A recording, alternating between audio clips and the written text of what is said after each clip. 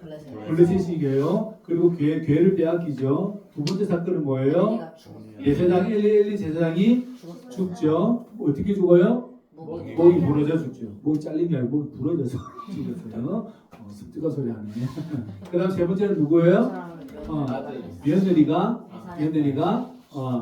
아이를 낳고 죽는 장면이 이렇게 나오죠. 그죠? 하나님께서 말씀하셨던 그 성취가 이루어지나요? 이루어지지 않나요? 이루어지잖아요. 엘리 집안을 어떻게 해요?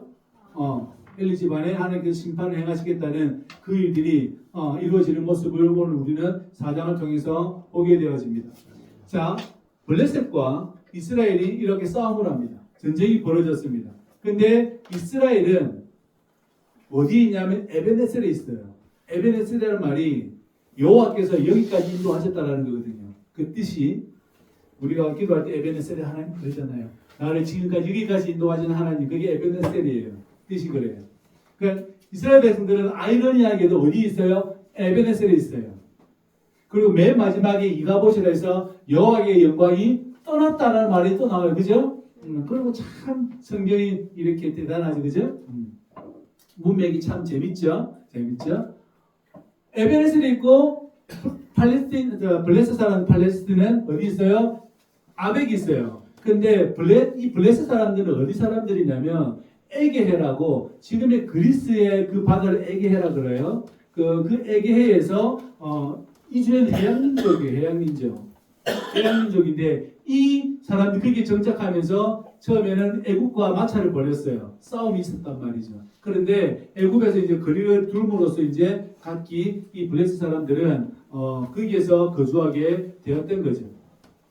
그러면서 이 사람들이 누구와 싸우냐면 이스라엘 사람들과 싸워요. 그런데 블레셋 사람은 어디서 많이 등장했죠? 기억나나요? 가장 많이 블레셋 사람들과 가장 많이 다툼을 벌인 사람이 누구였죠? 그 사람 삼손. 그렇죠. 삼손이죠. 삼손 끊임없이 물론 삼갈도 이렇게 사사삼갈하고도 사사삼갈이 이기기도 하고, 근데 가장 많이 싸움을 벌이고 그 다음에 여러 가지 사건이 많은 사람은 누구였냐면 삼손이었어요. 삼손이 많은 일들이 있었죠.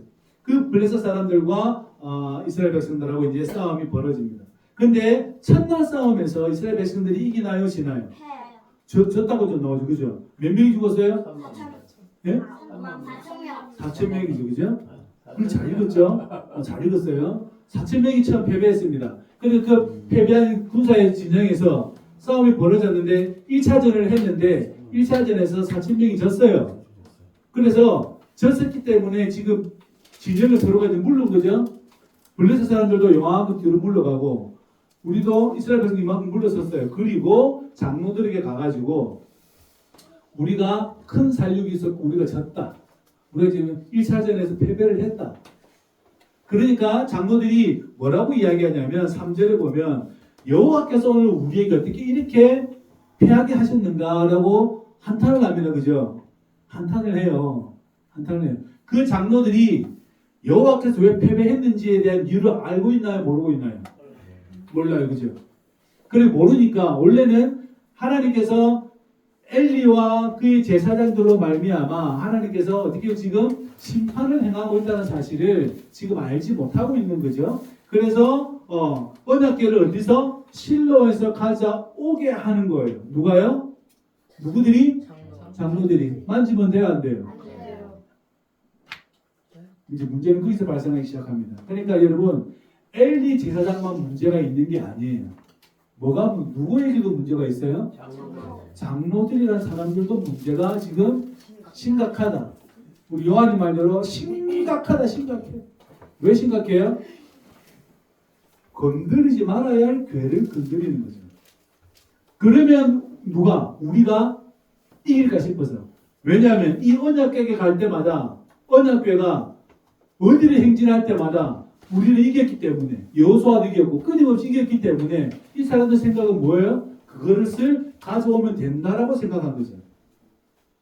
그런데 자기들과 예상과는 빗나가죠. 그죠? 빗나갑니다. 그 언약궤를 가져오면 이길 수 있을 거라고 생각했는데 이길 수가 없어요. 왜 이길 수가 없습니까? 하나님께서 함께 하지 않기 때문에 그렇습니다.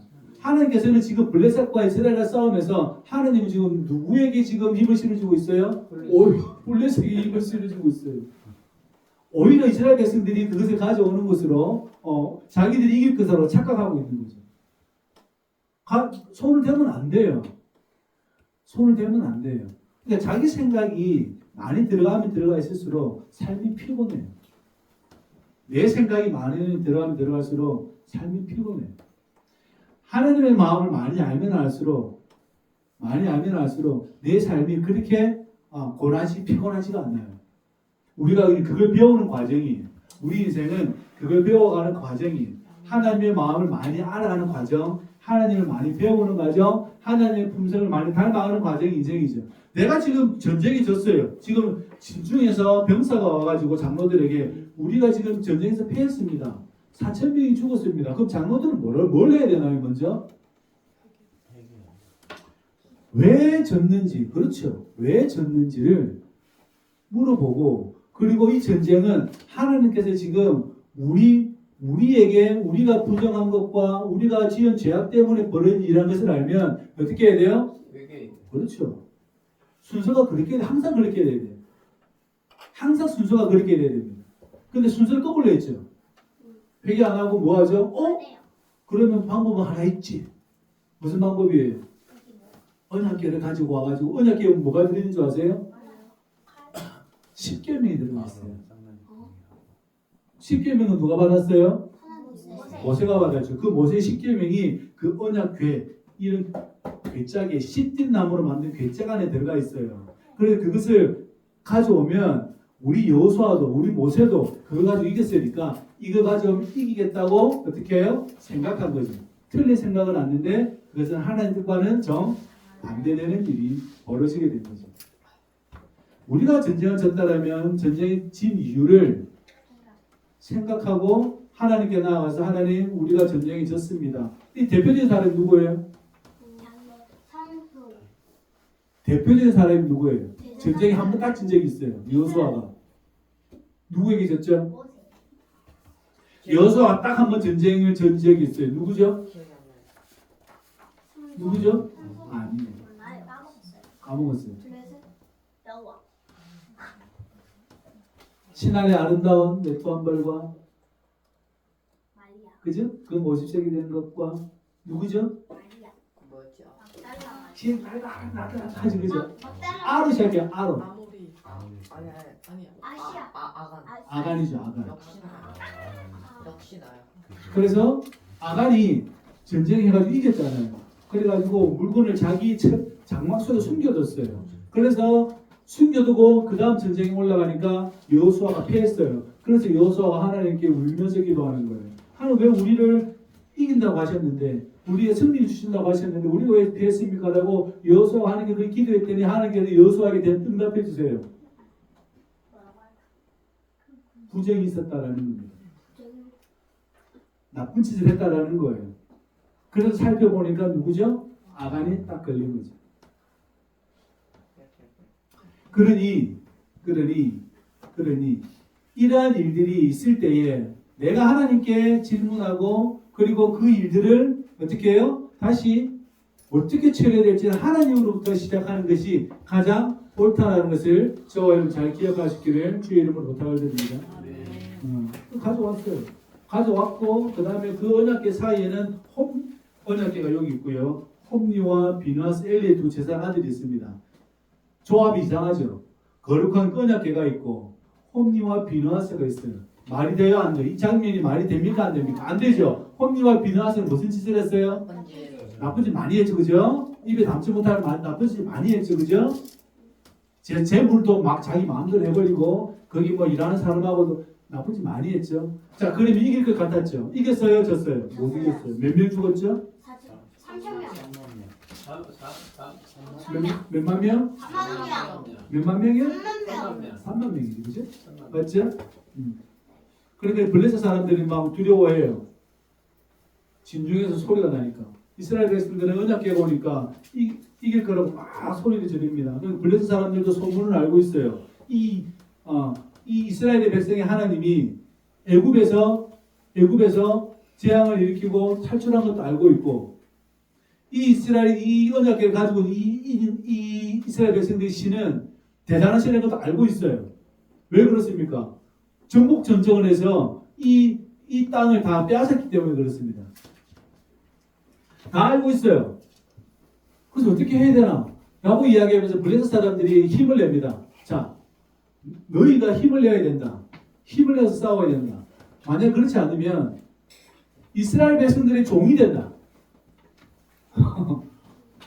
원래 얘네들이 우리 종이었지 않냐? 그죠? 계속해서 종이었거든요. 종이었지 않냐? 근데 우리가 그렇게 종이 될 수 없다. 그래서 싸움을 하는데 어떻게 해요? 이스라엘 백성들이 졌다라는 거예요. 그리고 홈리와 비나스도 죽임을 당했다라는 것이 성경에 나와 있습니다. 그러니까 그날 그 베냐민 사람들이 사람 중에 한 명이 막 이제 달려와요.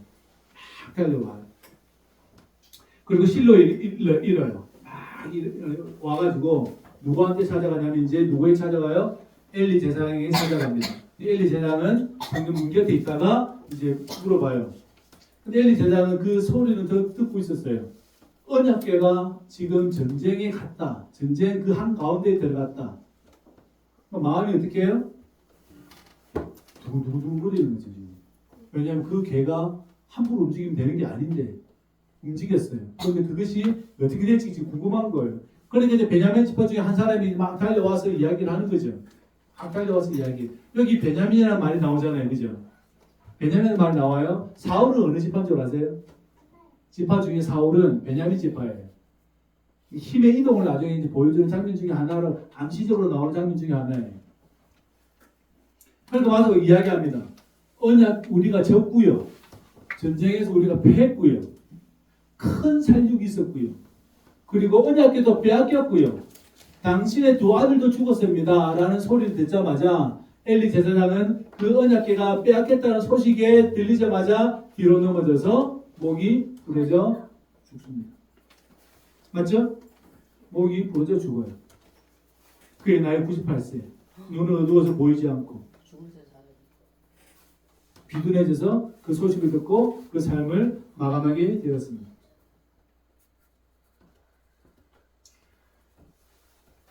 그리고 그 아내, 비느하스의 아내가 또한 소식을 듣습니다. 전쟁이 졌고 자기 남편도 죽었고 그죠? 그 자기 시아버지도 죽었고 언약궤를 빼앗긴 사실도 아닌데 갑자기 이제 배가 아픈 거죠. 이제. 갑자기 배가 아파요. 배가 아팠는데 그 배가 아파서 아이를 낳았는데 그 아이가 낳아서 너무 좋은 상황인데 그 산파들은 알아요. 이 집안에 어떤 일이 벌어졌는지를. 그러니까 어떻게 이야기해요? 자네가 아들 낳았다. 자네 아들 낳았다 이렇게 이야기해요. 힘을 주는 이야기를 하는데 사실은 이 여인은 자기 집안에 벌어진 일을 알고 있잖아요. 그렇게 알고 있잖아요. 언약궤를 빼앗겨 시아버지 돌아가셔 자기 남편하고 또한 남편의 동생도 죽어 어떻게 돼요? 마음이 너무 어렵죠. 뿐만 아니라 이 해산하다가 아이를 낳고 그 아이 이름이 이가봇이라고 해요. 여호와 영광이 떠났다로 본인도 그 삶을 마감이 되어지죠. 그죠? 한 집안이 어떻게 무너져 가는지를 아주 자세하게 보여주는 보도 중에 하나입니다. 그래서 그 모든 일들이 이제 영광이 떠났다는 것으로 이 오늘 사장이 마무리가 되어집니다. 하나님께서 하지 말아야 할 일들을 했을 때 어떠한 일들이 우리에게 벌어지는가 뿐만 아니라 하나님께서 우리에게 이 하나님을 나의 상황에 맞게 그리고 내가 나의 상황을 조절하기 위해서 하나님을 사용하는 것은 대단히 위험합니다. 정말이 목사님 그래도 뭐 아무도 안 그렇던데요. 예를 들면 하나님을 나에게 유리한 상황을 만들기 위해서 하나님을 갖다 이름을 가져다 쓰는 것, 그죠? 가져다 쓰는 것은 옳지 않은 일이에요.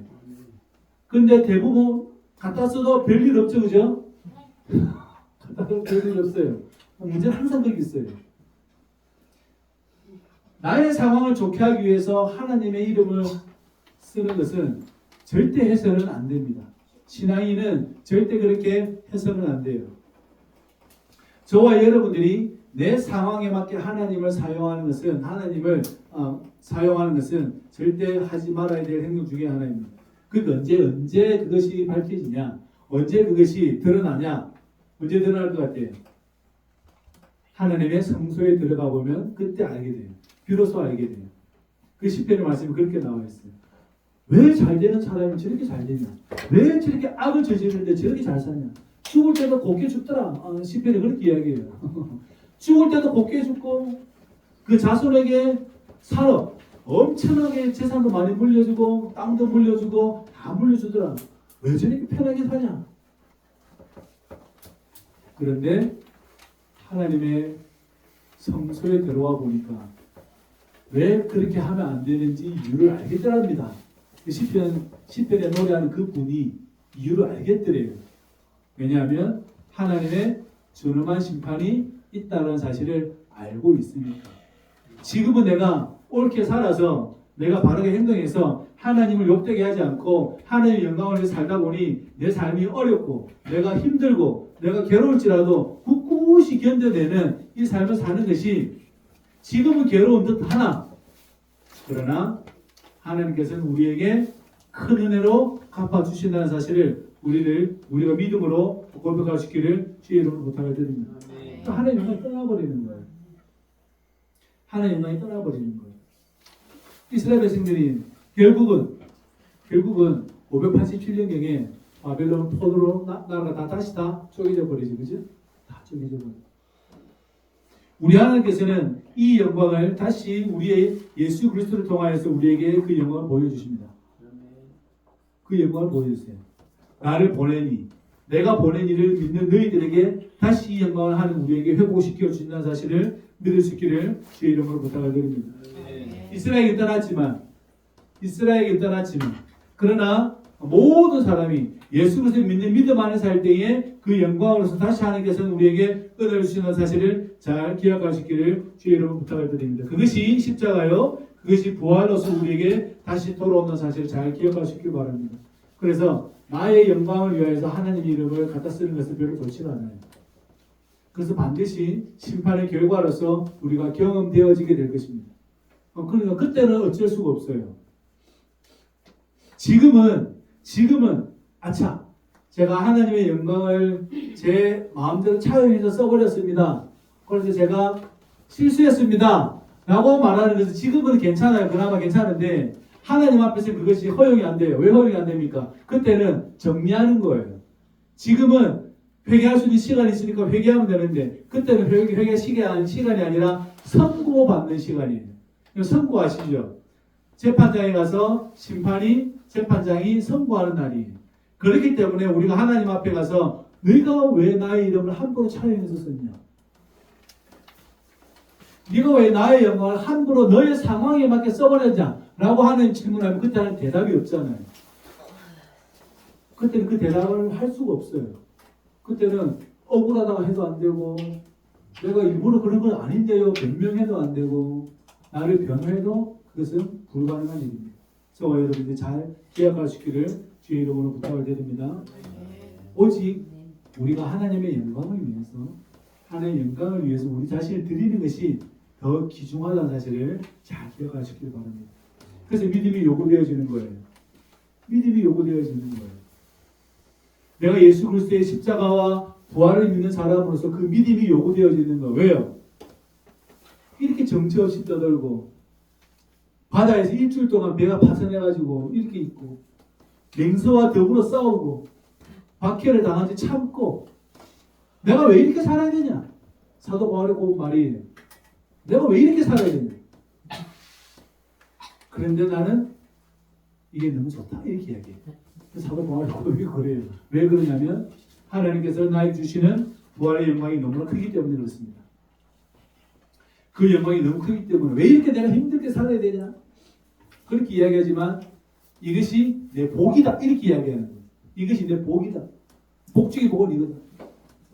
우리 예수님께서 십자가에서 죽임을 당하실 때에, 그죠? 십자가 죽임 당하실 때에 우리가 당한 고난은 예수님의 십자가에 비하면 그렇게 크지는 않습니다. 그렇기 때문에 잘 견디십시오.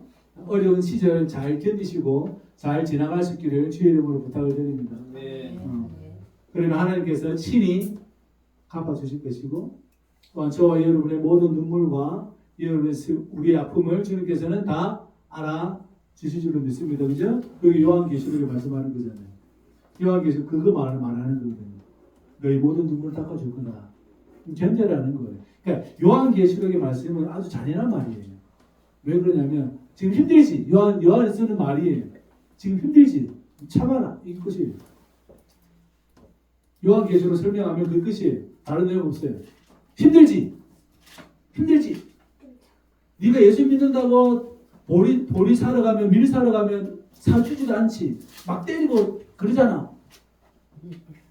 요한계시록 그렇게 나올 거예요. 힘들지. 참아라. 그게 요한계시록이 하고 싶은 말이에요. 힘들지. 참아라. 근데 하나님이 모든 눈물을 씻겨주실 것이다. 그래서 맨 끝에 마라나타라는 말이 나와요. 엄청 고통스러우니까 하는 말이에요. 지금 엄청 고통스러우니까 하는 말이에요. 마라나타. 아멘 주 예수 어서 오시옵소서로 하는 말 이유 중에 하나는 너무 힘이 되니까 그 힘든 것이 이루 말할 수 없는 고통이 고난이 있으니까 그 이야기를 하는 거죠.